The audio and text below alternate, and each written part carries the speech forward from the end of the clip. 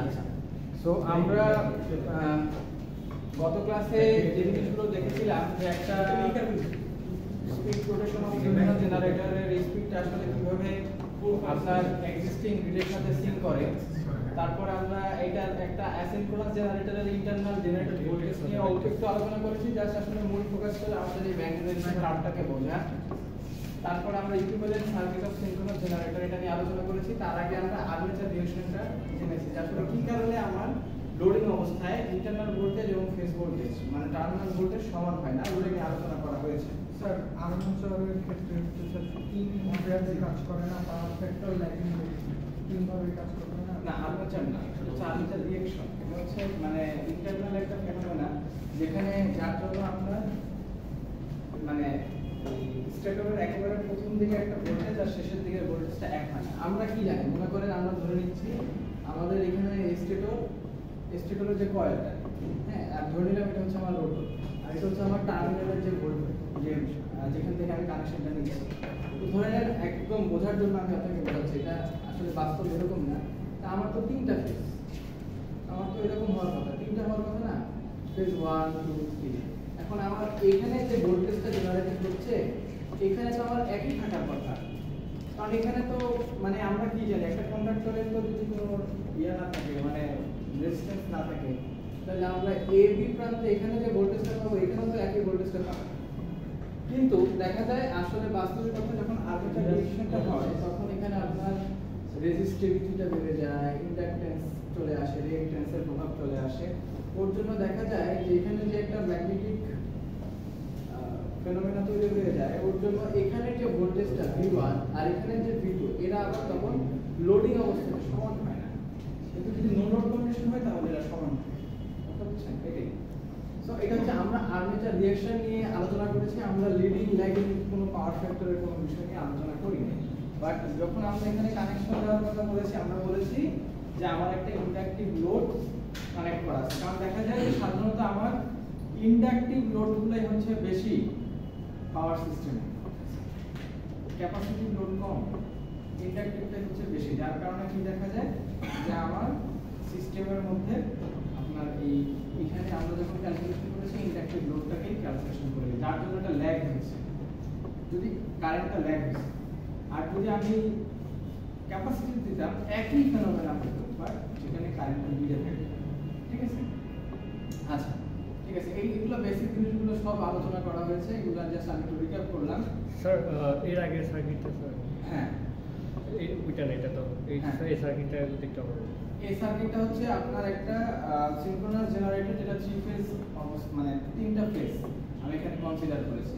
যেখানে বাম পাশে দেখেন যে আরএফ এলএফ, যেটা এটা হচ্ছে আপনার রোটর সাইড, এটাকে আরএফটা হচ্ছে আপনার ফিল্ড উইন্ডিং এর যেটা আপনার রেজিস্ট্যান্স, সেটা ফিল্ড উইন্ডিং মানে হচ্ছে ফিল্ড উইন্ডিং আর রোটর উইন্ডিং একই জিনিস।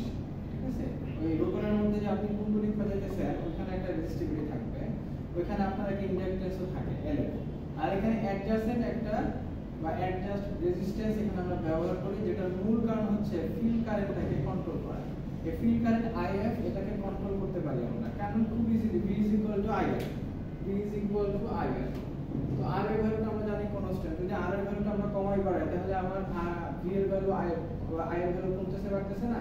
ফর এক্সাম্পল আমরা কি জানি I is equal to V over R, তাই না? এখন R এর ভ্যালু বাড়ালে কমানোর একটা রিলেশন পাওয়া যায়। তো এই ক্ষেত্রে আমরা এখানে ফিল্ড কারেন্টটাকে কন্ট্রোল করার জন্য আমরা এখানে স্যার এটা তো হচ্ছে রোটরের ক্ষেত্রে, তাই না? এই পাশে যে বি আই আর বি আর হ্যাঁ হ্যাঁ রোটরের রোটরের হচ্ছে যে আমরা তো ওটার ম্যাগনিটিউড আমরা নিজেই চেঞ্জ করতে পারি, চেঞ্জ করতে আমরা পারি মানে বলতে ডিসি সাপ্লাই দিয়ে। হ্যাঁ, ডিসি এক্সাইটেশন ওইটার ম্যাগনিটিউড কত হবে সেটা তো মানে হ্যাঁ ম্যাগনিটিউড কত হবে হ্যাঁ, আমি আপনার ওইখানে ওইটার উপরে ডিপেন্ড করবে আপনি স্টেটরে কত পাবেন। তবে এটার একটা রেঞ্জ আছে, মানে খুব বেশি যে কম বা খুব যে বেশি ভেরিয়েশন করা যাবে ওরকম না। প্রত্যেকটা জেনারেটর একটা রেটিং দেওয়া আছে। এখন ভোল্টেজ এক্সাইটেশন যেটা আপনি দিবেন সেটা কত দিতে পারবেন ওটা ডিপেন্ড করে। আচ্ছা, ঠিক আছে, থ্যাংক ইউ।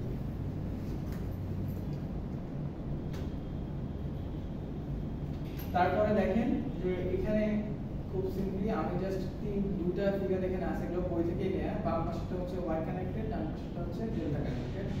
এটা হচ্ছে যদি আপনি এই আপনার জেনারেটরকে আপনি ডেল্টা কানেক্টেড করে থাকেন তাহলে ডান পাশের মতো কানেকশন দিবেন, আর বাম পাশে হলে তখন আপনি ওয়াই কানেক্টেড সেটা হচ্ছে ওয়্যার ডেল্টা স্ট্যাটাস হ্যাঁ মানে এই দুইটা কানেকশন তো আপনার 3 ফেজ দিব মানে যে এটার উপর হ্যাঁ এটা তো তিনটা ফেজে দেখেন তিনটা তার রয়েছে তো এখন আমরা ওয়াইড ডেল্টাতে কেন ইউজ করব বা মানে ডেলে কেন ইউজ করব আচ্ছা ওয়াই ডেল্টার যে রিলেশনটা সেটা আমাকে কেউ বলতে পারবেন ওয়াই ডেল্টার রিলেশনটা কিরকম হয় যেমন ওয়াই ডেল্টার রিলেশন হচ্ছে Y is equal to 3 delta এরকম তো এখানে রিলেশনটা বা রিকোয়ারমেন্টটা আপনি কিভাবে ব্যাখ্যা করবেন এটা ডিপেন্ড করে হচ্ছে আপনি আসলে কি ব্যবহার করতেছেন তার উপরে ফর এক্সাম্পল আপনি যদি মনে করেন যে মানে আপনার রিকোয়ারমেন্ট এখন যদি হয় যে বেশি পরিমাণ কারেন্ট মানে আপনার পাওয়ার দরকার সেক্ষেত্রে আপনার এখানে দেখেন ডেফিনেটলি আপনি ওয়াই কানেকশন আর যেখানে যদি আপনার মনে হয় যে না আমি পাওয়ার এখন বেশি চাই না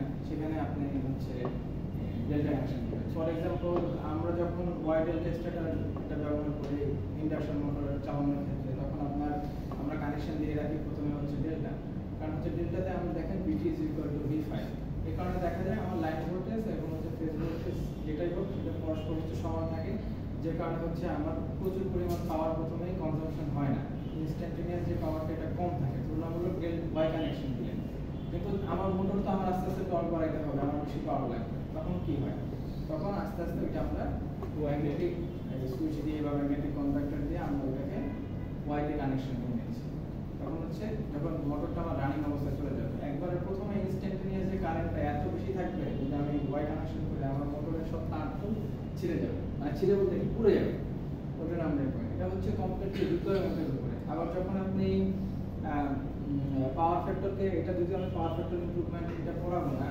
বাট সেক্ষেত্রে ওই হচ্ছে সিনক্রোনাস মোটর যখন পড়াবো তখন আমরা পাওয়ার ফ্যাক্টর কিভাবে ইমপ্রুভ করা যায় সেটা দেখবো ওই ক্ষেত্রে দেখা যায় যে আমরা যখন ক্যাপাসিটর ব্যান্ডগুলো কানেকশন দিই কখনোই আমরা ওয়াইতে দিই না ডেল্টাতে দিই ওয়াইতে দিই না কারণ ডেল্টাতে দিই কারণে দেখেন বিটি ইজ ইকুয়াল টু √3v5 তার মানে হচ্ছে এখানে আমার ক্যাপাসিটর সবচেয়ে বেশি লাগবে যদি আমি ওয়াই কানেকশন দিই আর যদি আমি বিটি ইজ ইকুয়াল টু v5 এখানে খেয়াল করে দেখি আমার লাইন ভোল্টেজ ফেজ ভোল্টেজ যেহেতু সমান সেক্ষেত্রে আমার মোটামুটি কম ক্যাপাসিটর লাগবে যদি আমি ক্যাপাসিটর মানে আমার রিঅ্যাকটিভ পাওয়ারটাকে আমি ইনপুট করতে চাই পাওয়ার ফ্যাক্টরকে ইনপুট করতে চাই ওকে আচ্ছা ঠিক আছে এটা হচ্ছে ওভারঅল জেনারেল একটা ভিউ এটা পার ফেজ ইকুইভ্যালেন্ট সার্কিট মানে একটা ফেজের জন্য এটা তিনটা ফেজ সো এখন এই যে এটা হচ্ছে টপিকটা আমরা হচ্ছে আজকে আলোচনা করব যে phasor diagram of A signal generator এটা খুবই ইম্পর্টেন্ট এখানে অনেক চাকরির পরীক্ষাতে এটা আসে চাকরির পরীক্ষাতে এটা আসে না একটু চেঞ্জ করে দেয় ফর এক্সাম্পল আমি যদি বলি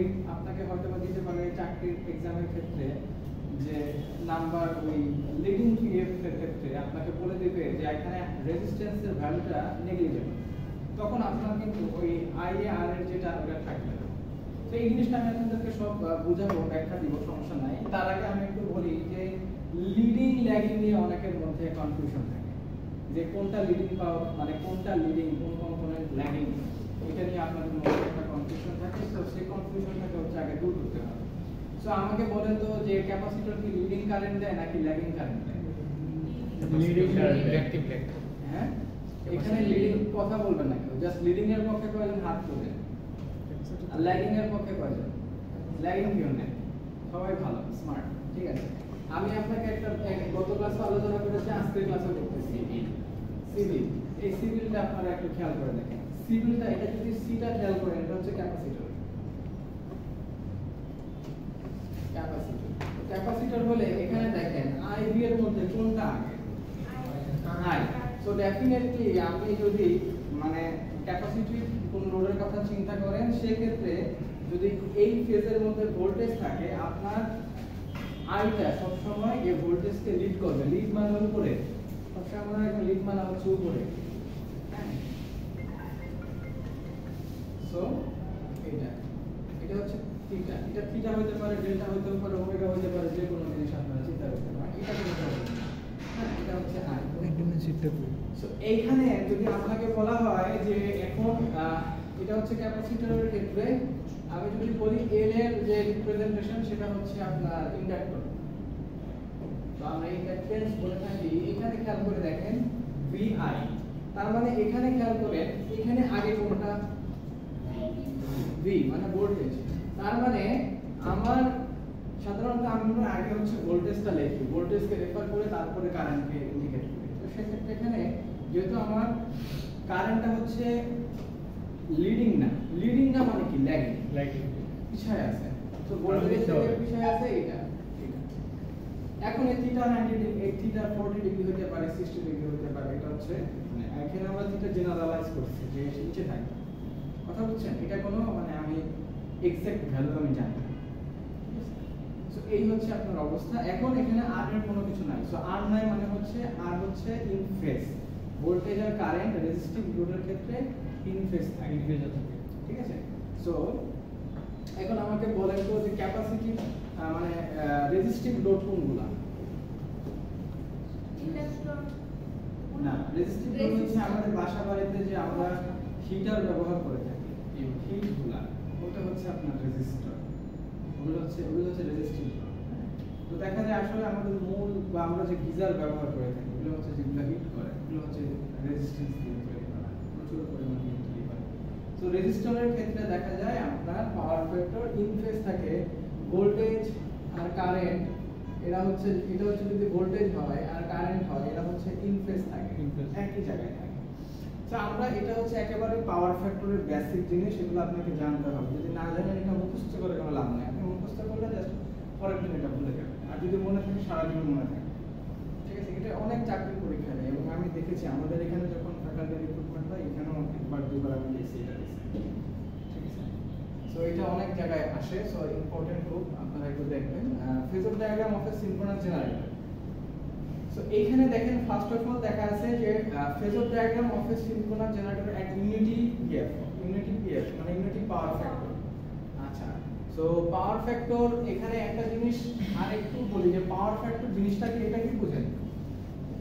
এটা পাওয়ার সিস্টেমের অনেক বড় একটা ফ্যাক্ট বোঝায়। আমরা সবসময় মনে করি পাওয়ার ফ্যাক্টরটা হচ্ছে cos থিটা, তাই না? cos থিটা, থিটাটা কিসের? এটা হচ্ছে ভোল্টেজ আর কারেন্টের যে অ্যাঙ্গেলের যে ডিফারেন্সটা সেটা। বাট আসলে পিএফটা আসছে কোথা থেকে? পাওয়ার ফ্যাক্টর আসলে আমরা কি জানি? অ্যাপারেন্ট পাওয়ার আর হচ্ছে কি রিয়েল পাওয়ার। রিয়েল পাওয়ারটা কিভাবে প্রকাশ করা হয়? রিয়েল পাওয়ার আর হচ্ছে অ্যাপারেন্ট পাওয়ার। সো আমি যদি এখান থেকে এটা লিখি, so PF is equal two, এটা হচ্ছে VI cos থিটা, আর অ্যাপারেন্ট পাওয়ারটাকে আমরা cos থিটা বলি, cos থিটা, তাই না? এই যে পাওয়ার ট্রায়াঙ্গেল যদি আপনারা চিন্তা করেন, হ্যাঁ, এটা হচ্ছে অ্যাপারেন্ট পাওয়ার।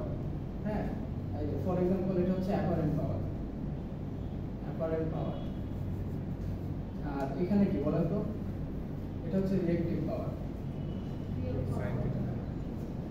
আর এটা হচ্ছে কি? এটা হচ্ছে রিয়েল পাওয়ার। তো অ্যাপারেন্ট পাওয়ারকে ধরে নিলাম আমি, এটা কি ধরবো? এপি ধরে নিই, আচ্ছা এস ধরলাম, ঠিক আছে। আর এটাকে কি ধরলাম? এটাকে কি ধরলাম? এখন পি কে আমরা কি দ্বারা প্রকাশ করি? VI cos theta, right?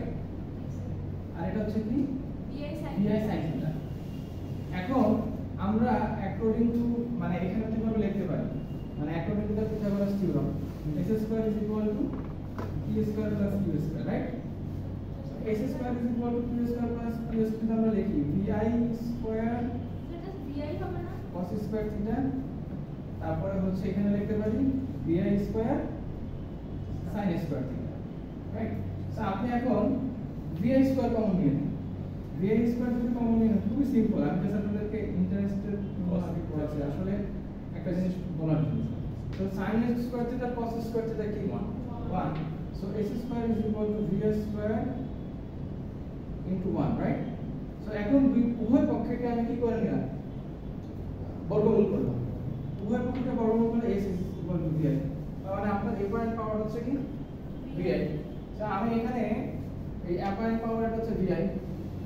So VI আমি কেটে দিলাম। তো তাহলে আমার cos থিটা দিলাম। আসলে পাওয়ার ফ্যাক্টর হচ্ছে the ratio of real power and apparent power, that's it। Cosine কইতে যায় আসলে আমি সবসময় বলা যায় কোসাইন বলা যায় খুব সিম্পলি। ডেফিনেটলি আপনার it's the ratio between real power and apparent power, right? এটা হচ্ছে আপনার ফার্স্ট অ্যাজ ইঞ্জিনিয়ার এই মাঝে অ্যানসার দেওয়া হচ্ছে। সিএসসি তে বললেন না, বুঝতে বলেছেন cos থিটা কিন্তু এটা valid answer, but cos theta আসলো কোথা থেকে সেটা তাকে জানতে হবে, এখান থেকে আসছে। এটা খুবই সিম্পল, মানে এটার জন্য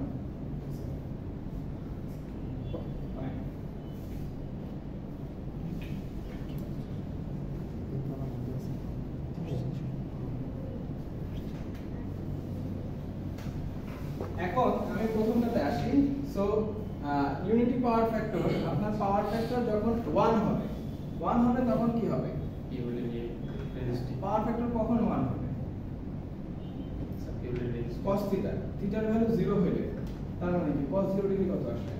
1 আসে। তার মানে আমার দুইটা যে ফেজ এটা কোথায় আছে? একই জায়গায়, ভোল্টেজ আর কারেন্ট। সো আমার ভোল্টেজ আর কারেন্ট এক থাকে। সো ফার্স্ট অফ অল এখানে খেয়াল করে দেখেন, ফেজর ডায়াগ্রামটা যদি আমি এখানে আঁকাই, আমার এটা হচ্ছে ভোল্টেজ V5, আমি কিন্তু একটা ফেজের কথা চিন্তা করতেছি। এখানে তিনটা ফেজ আছে, তিনটা ফেজের জন্য এক, একটা ফেজের জন্য যা, তিনটা ফেজের জন্য এক। আচ্ছা, এখন প্রথমে আসি যেটা কারেন্টের কথা, যেহেতু পাওয়ার ফ্যাক্টরের কথা, তাহলে ভোল্টেজ আর কারেন্ট দিতে হবে। আমি কোন কারেন্টের কথা চিন্তা করব? IA, আর্মেচারের যে কারেন্ট, আর্মেচারের মানে স্টেটরের মধ্যে যে কারেন্ট আছে, রোটরটা আমার কোনো কনসার্ন না। সো আমার V5 টা কার স্টেটরের। সো আমি এখানে যে ফেজর ডায়াগ্রামটা আঁকাইতেছি, কাকে চিন্তা করে আঁকাচ্ছি? স্টেটরকে চিন্তা করে আঁকাচ্ছি। তো এখন আমার যখন PF = 1, তখন আপনি খেয়াল করে দেখেন আপনার কারেন্টের যে IA সেটা হচ্ছে এই V5 এর সাথে ফেজে থাকে, এটা ফেজে রইল।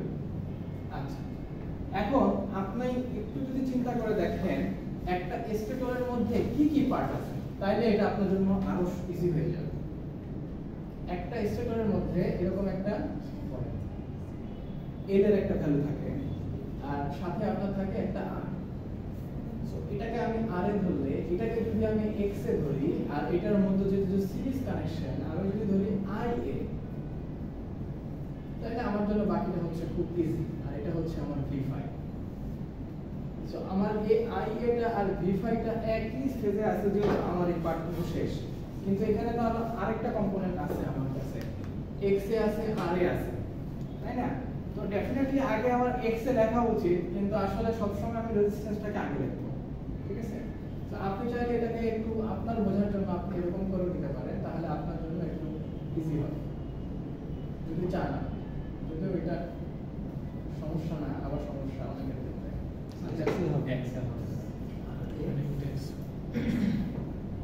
সো এখন আপনি V5 টা দিয়ে দিলেন, V5 দেওয়ার পরে আপনার কি রইল? IA, RA, এই যে এটা। এখান দিয়ে তো কারেন্ট মানে যেহেতু ফেজে যাচ্ছে, একই মানে সিরিজে যাচ্ছে, তাহলে এখানে কি হবে? IA, RA। এখন IA, RA, তাহলে এই X এ IA যেটা, সেটা কি হবে? X এ IA যেটা, সেটা হবে এর পারপেন্ডিকুলার, মানে এর উপরে কি হবে? পারপেন্ডিকুলার মানে লম্ব, লম্ব হবে, রাইট? So IA, X। এখন তাহলে ইন্টারনাল ভোল্টেজটা আপনি কিভাবে বের করবেন? জাস্ট এটাকে ভেক্টর সাম করে দেন, এই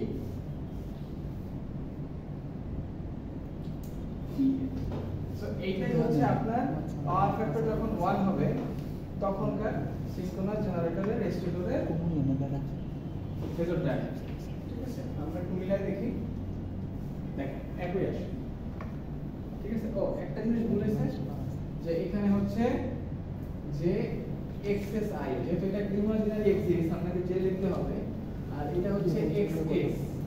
XS মানে হচ্ছে এখানে ওর একটা নিজস্ব রিঅ্যাকট্যান্স আছে, প্লাস হচ্ছে এই X। ওকে, সো এটা গার্ডিয়ান জান বলে দেন, বুঝা গেছে? আপনারা লেখেন, তো যখন আমি আঁকাই কতটুকু লেখেন, তাহলে প্র্যাকটিস হয়ে গেল। কোনটা? X এর ভ্যালু X, দেখেন এখানে হচ্ছে ওর নিজের একটা রিঅ্যাকট্যান্স থাকে, আবার ওই লোডে কানেক্ট করার পর একটা রিঅ্যাকট্যান্স থাকে। সো যখন ওর নিজের একটা রিঅ্যাকট্যান্স, এটা হচ্ছে XS, আর যখন লোডে কানেক্টেড করেন তখন ওর যে একটা রিঅ্যাকট্যান্স আছে সেটা হচ্ছে X। এখন দুটো রিঅ্যাকট্যান্স কি হচ্ছে আপনাদের যোগ করে দিতে হয়, তো এটা হচ্ছে X + X। সো এখন একটা বিষয় যেটা হচ্ছে যে এটা গত ক্লাসে মানে আলোচনা করা হয়েছে এবং এটা বলা হয়েছে, ওই ক্লাসটা একটু দেখে নিন। আপলোড হয়েছে কিনা অবশ্যই হয়নি, কারণ হচ্ছে আমাকে যে হচ্ছে প্লেলিস্ট করে আমি এখনো কোনো প্লেলিস্ট করি নাই, আমি আজকে যে করে দেব। আচ্ছা,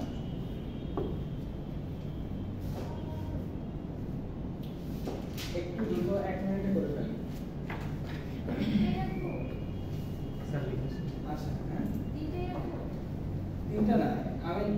আগে হচ্ছে ওইটা।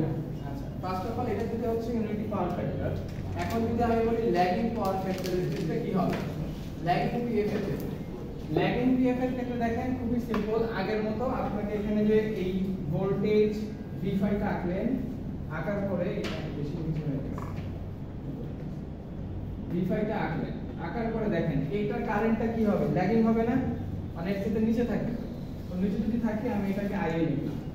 দেখেন এখন আমাকে বলেন যেহেতু কারেন্টটা হচ্ছে আপনার ল্যাগিং, কারেন্টটা যেহেতু নিচে, তাহলে আমার যে RA এর সাথে IA এটাও তো এর মতোই নিচে হবে, তাই না? সো এরকম IA এখন এই IA আর পারপেন্ডিকুলার হবে যে এক্সএস IA, তাই না? সো আমি এটা দিলাম যে XS IA। So right now ওই আগের মতোই এটা হচ্ছে এটা কি আপনি ভেক্টর যে সামটা সেটা করে ফেলবেন। সো এইটা এইটার ইকুয়েশনও লেখা লাগে বাট দরকার নাই, তো জাস্ট আগে আপনারা বোঝেন কিভাবে এটা আঁকাতে হয়। That's it. হ্যাঁ বাঁকা হয়েছে এই কারণে যে দেখেন যেহেতু এটা কারেন্টটা হচ্ছে ল্যাগিং, সো IA RA যদি IA টা ল্যাগিং হয় তাহলে IA RA তো ল্যাগিং হবে। হ্যাঁ মানে আপনি কি বলতে চাচ্ছেন যে আমি একেবারে এরকম করে দাগতে পারতাম কিনা? যদি আপনার এই কারেন্টটা এরকম হইতো তাহলে আপনার এটাও এরকমই হবে, বাট আমি ধরে নিচ্ছি এরকম হবে না। মানে এটা হচ্ছে অ্যাঙ্গেলের উপর ডিপেন্ড। হ্যাঁ যত অ্যাঙ্গেলের উপর যেহেতু বই এরকম করে দিচ্ছে আমি এরকম দিছি। অ্যাকচুয়ালি স্যার এটা আঁকার পারপাসটা নাম্বার নাম্বার যে ফেজর ডায়াগ্রামগুলো আঁকতেছে ফেজর ডায়াগ্রাম আঁকার পারপাস কি? আসলে আপনার এখানে তো ম্যাগনেটিক ডিরেকশনগুলো থাকে, ওগুলো বোঝার জন্য বা আপনার মেশিনটা আসলে ঠিকমতো কাজ করতেছে কিনা এটা ফেজর ডায়াগ্রাম যদি আপনি না আঁকেন তো বোঝা যায় না। সো এটা আঁকার পারপাস অবশ্যই আছে, এটা আসলে সম্পূর্ণ ডিজাইনিং প্রবলেম।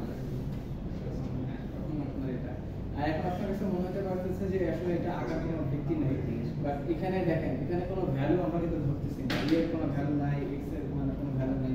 যখন আপনি ভ্যালু দিয়ে করবেন তখন এটা মিনিংফুল একটা ডায়াগ্রাম হবে, বাট এগুলো হচ্ছে জেনারেল পয়েন্ট অফ ভিউ থেকে আমরা দেখতেছি।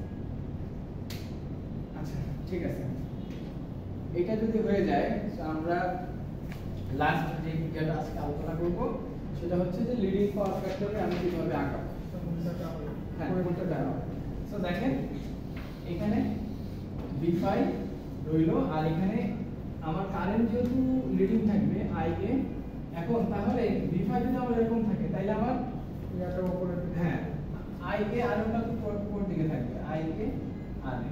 এখন ওর পারপেন্ডিকুলার হচ্ছে আমার যে XS IA। So right now আমি জাস্ট কি করব, এটাকে যোগ করে দিলে আমার ইয়ে ভ্যালুটা পেয়ে যাবে।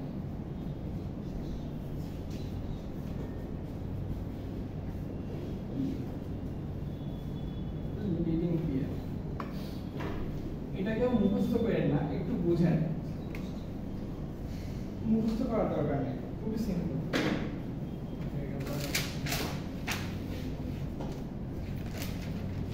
স্যার এই যে এক্সএস আর এটা সব সময় লম্ব বরাবর মানে IA R এর পারপেন্ডিকুলার।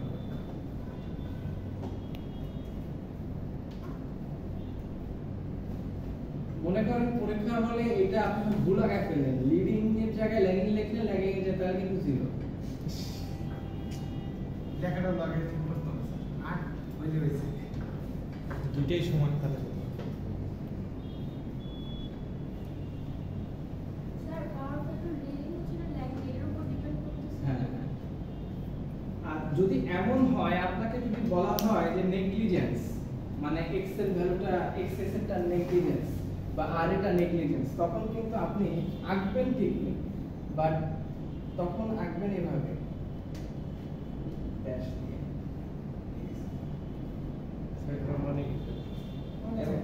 এবং এটা বলে দিবেন যে এটা নেগলিজেন্স নেগলেক্ট, তখন আমি ধরে দেব যে না এটা